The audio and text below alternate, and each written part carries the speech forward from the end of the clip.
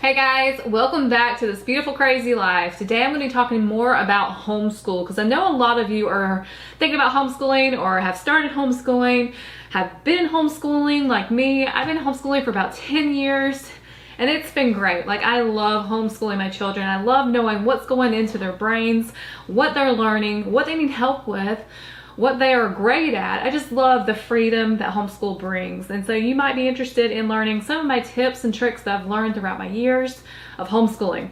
So let's do this. I'm gonna have my notes right here because that's how I roll. My first one is look up your state's requirements, guys. Every state is different. If you move out of Georgia, where I'm from, I will have to look up Tennessee's and I will have to look up North Carolina's.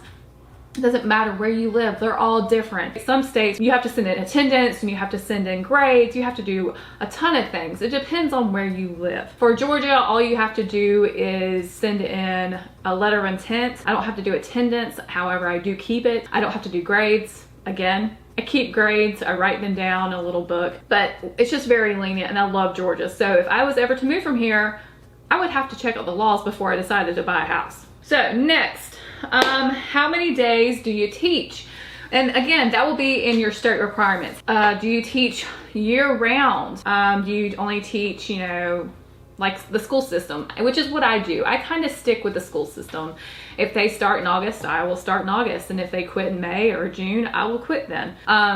It keeps it simple and safe for me because I'm like, well, they know what they're doing, right? I know that I'm getting the right amount of days. But really, I teach year round. We don't have like school sitting at a desk year round, but when you go outside and you go into the marshes or you go to the beach or you go into the mountains, the kids are exploring, so you're always learning. So there's even in cooking, they're learning math. I mean, there's just so much learning just in day-to-day life. So I really do just teach every day, and I take the opportunity. If something comes our way, I'm like, oh, we can learn from this. So I just, we talk about it. Next, on the looking up states and laws, how many hours do you teach? Now, what is your state requiring you? My state requires 4.5 hours. Now, that doesn't mean that you have to sit around the desk. I have a structured homeschool. We have a start time and an end time. We'll discuss that later, but it doesn't mean that you have to sit around a desk the whole time. That would be boring. And that is really difficult to do. Go outside, have science outside. Like I said, go explore your neighborhood. That is science, and that could be history as well. We live in a history-rich area. So we go to forts and we go to places that have a lot of history on them, and we learn our history through that, as well as sitting here with textbooks. So you can just do it any way you want. You have the freedom to teach your children what you think is important. And we'll dive more into that later as well. What records do you need to keep? So again, what records does your state require of you? I printed mine out so I could go through it and highlight the important stuff. I would suggest printing it out so you have it in your hand and you don't miss anything, because that is a big thing. You have to follow your state's laws. So number 2, pros and cons list. If you're having trouble deciding, do I really want to homeschool? Do I not? Make a pros and cons list. I love making lists. Ergo, my list. So the pros for us were the freedom of it. We're able to travel if we want to travel, which we don't do a whole lot. I want to do more. Maybe we'll get there someday. We're just so busy right now. And I don't know what this is, but I have the freedom to do this. Okay, so the ability to teach. Do you have the ability to teach your child? Now, to me, this is a crazy question because you have this child, you love this child, you want to mold this child into what you would love it to become, right? You want to input all your beliefs into this child. I don't know if everyone can really possibly teach your child, especially if your child's been in school already. It's going to be a little more, I would think it would be a little harder. My children have never been to school, but I feel like, and this might be a little crazy, I'm just throwing this out here. If you can teach your child to use the potty when they're 2 or 3, I think you can probably teach them the skills they need to grow up. Is that weird? So that really, I mean, in all honesty, that is a scary thing. And people come to me all the time like, I could never homeschool. And I'm thinking, you know, you may not be able to, you might not, it just might not fit for you. And that's just something you need to mull over, do your pros and cons list, and really think about it. Because I know there are some homeschoolers that work full time and somehow homeschool their children. I don't know how it works, but I know that they do it. Are you self-motivated or not? If you're going to commit to homeschooling, it is a commitment because you are teaching your children. You can't just let them lay around all day and not teach them. That's not going to work, you know. Don't make your decision on fear, because everyone's a little scared about doing it. It's all in your hands. It is a scary thing. I've been homeschooling for 10 years, but there's some days where I'm like, I don't know if I'm doing enough as a parent or as a homeschooler.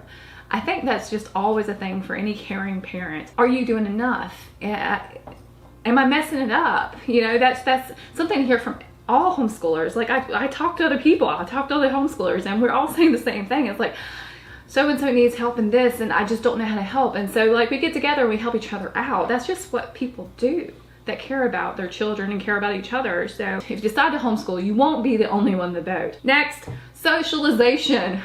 This one's so funny to me. It's not really a thing. We're not living in the Stone Ages. If you're worried about socialization, join groups, join things at the library, join local, I don't know. There's a ton of stuff out there. We only just got involved with a co-op this past year. I wish I had done it sooner. I just hadn't. We got involved with other things. We had play dates with homeschoolers after our school was over, and we even got together with people that were in school at we got together at 4 o'clock at the playground. We are part of a field trip homeschool group. There is such a thing. They go to museums all around. We actually went somewhere where we dissected a shark.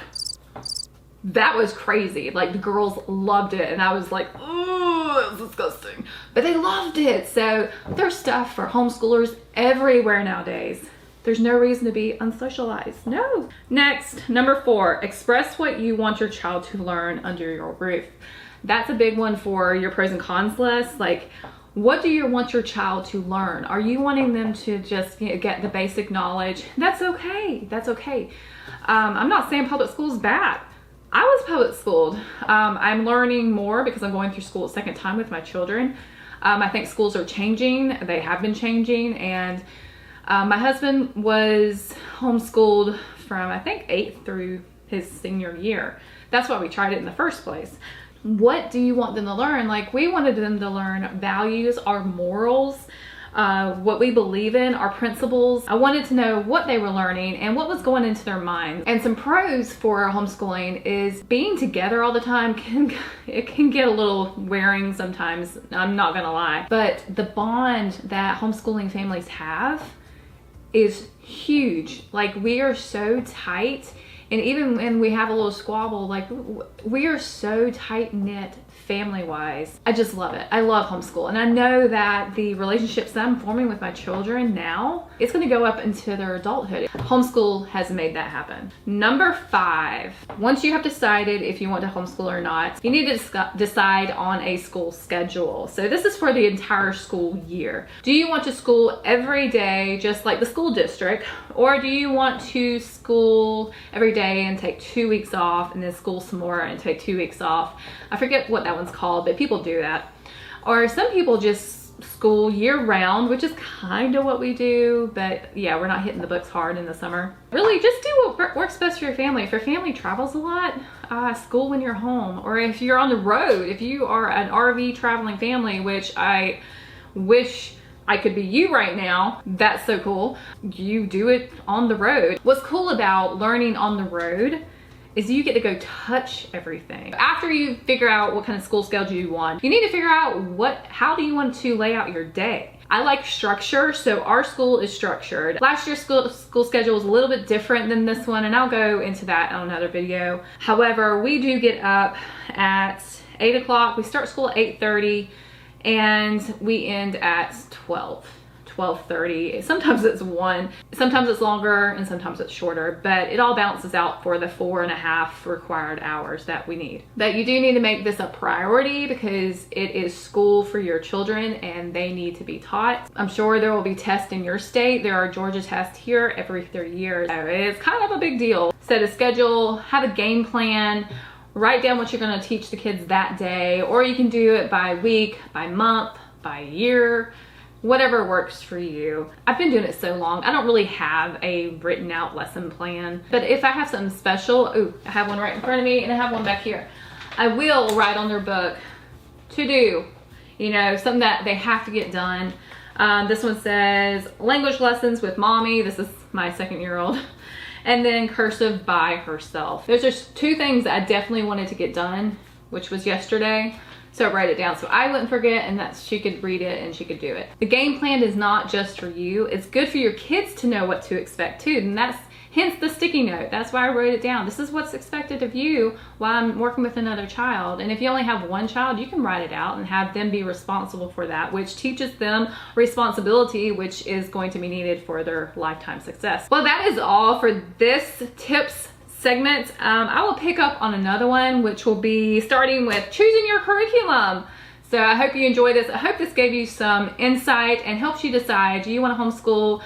Or if you're already homeschooling, so just some tips, because we all need tips. Even if you've been teaching for 20 years, there's always something new to learn. So I hope you enjoyed this video and learned something from it. I'll see you in the next one. Bye.